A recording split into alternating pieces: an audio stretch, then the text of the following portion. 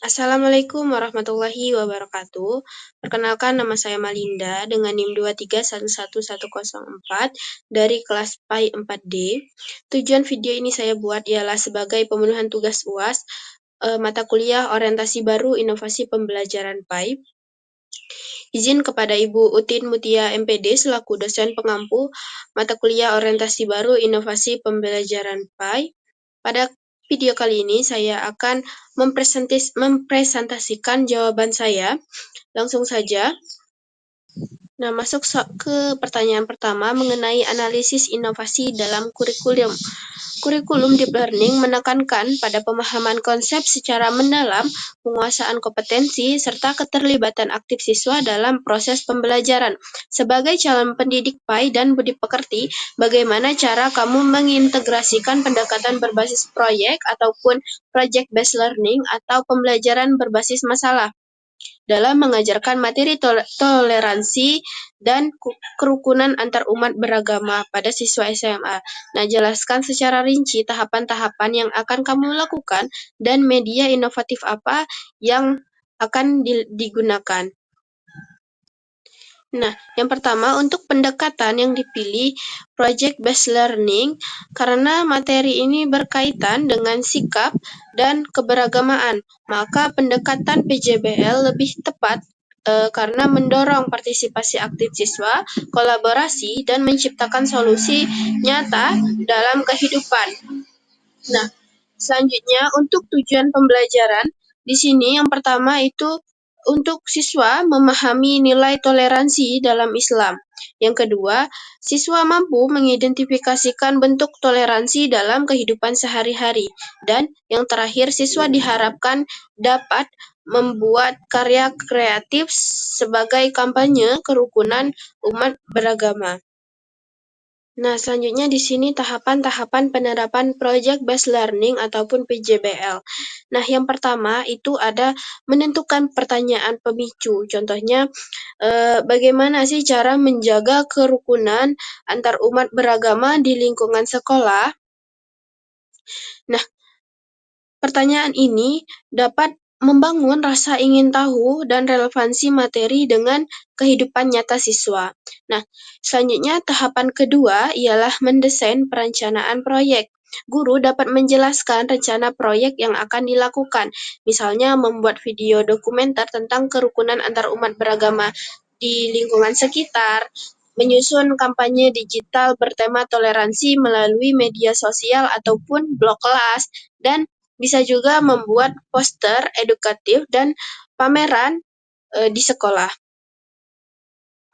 Nah, selanjutnya ada tahap ketiga, yakni melaksanakan penelitian dan kolaborasi. Siswa dapat melakukan observasi dan wawancara dengan tokoh agama ataupun masyarakat, diskusi kelompok dan studi literatur dari Al-Quran, hadis, dan sumber lainnya.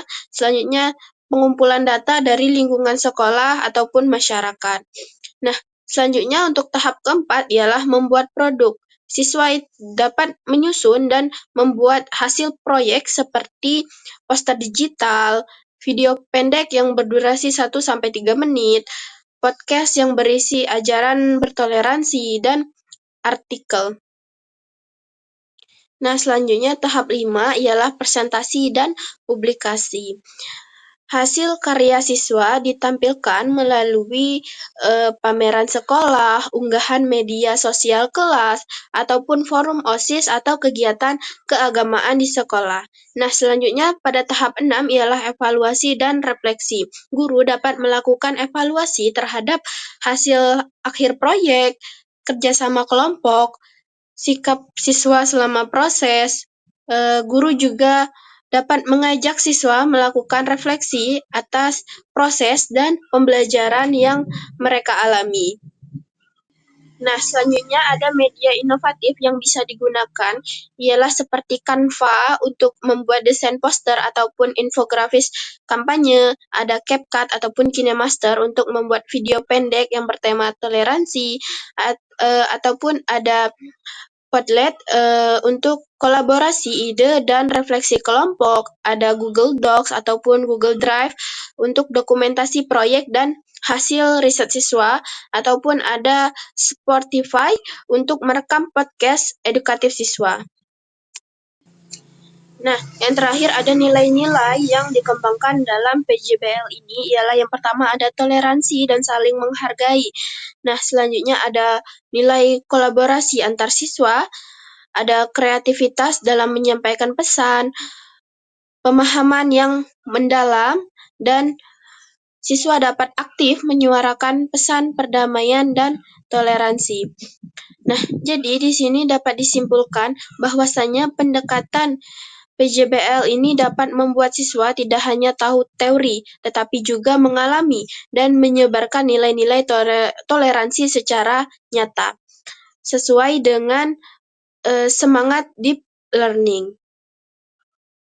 Nah, selanjutnya untuk soal kedua ini mengenai inovasi budi pekerti di era digital.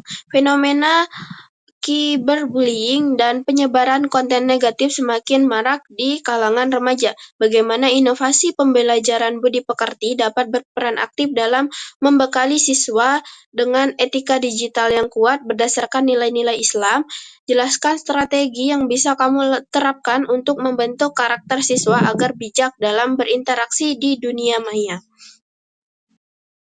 Di era digital ini, maraknya cyberbullying dan konten negatif menjadi tantangan yang sangat besar.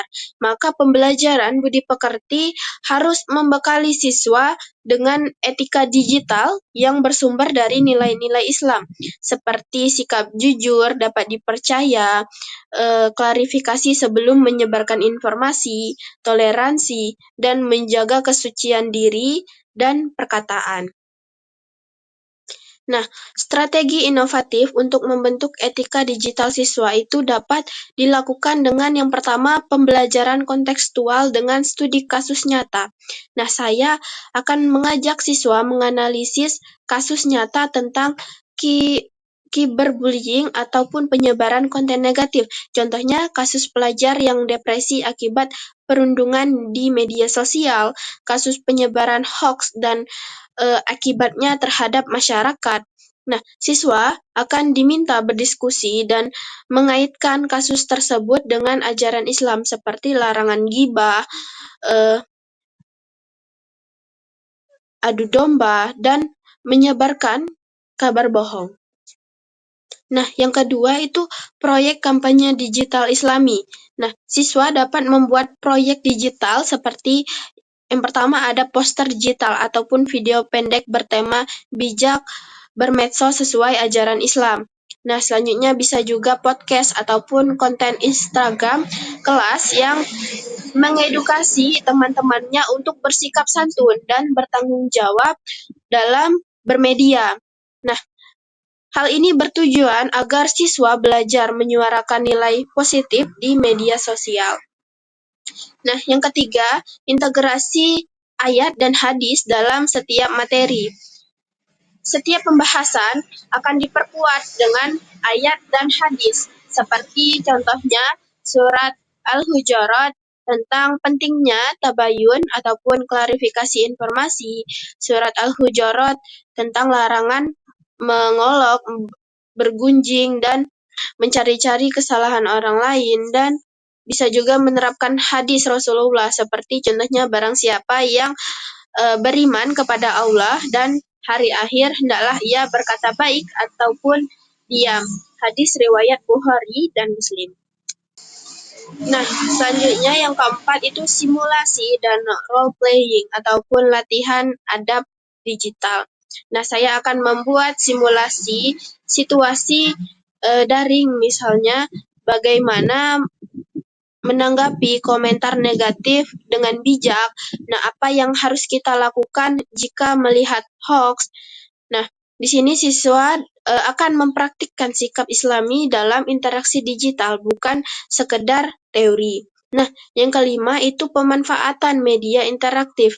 Nah, saya akan menggunakan quizzes ataupun Kahoot untuk kuis etika digital, Google Form, refleksi diri digital, dan Padlet untuk kolaborasi ide. Bisa juga Mentimeter untuk polling opini siswa. Nah, Semua media ini dirancang agar pembelajaran budi pekerti lebih menarik, aktif, dan relevan dengan kehidupan siswa sehari-hari di dunia maya. Nah, selanjutnya hasil yang bisa diharapkan yakni yang pertama siswa menjadi lebih bijak dan beretika saat berinteraksi di media sosial. Nah, siswa juga diharapkan mampu menyaring informasi sebelum menyebarkannya. Nah, siswa juga di sini diharapkan berani menolak dan tidak ikut serta dalam perilaku digital merusak. Dan yang terakhir, terbentuk karakter Islami yang kuat baik di dunia maya maupun dunia digital. Nah, di sini dapat disimpulkan bahwasanya inovasi pembelajaran budi pekerti ini sangat penting di era digital, khususnya untuk membekali siswa dengan etika digital yang berbasis nilai-nilai Islam.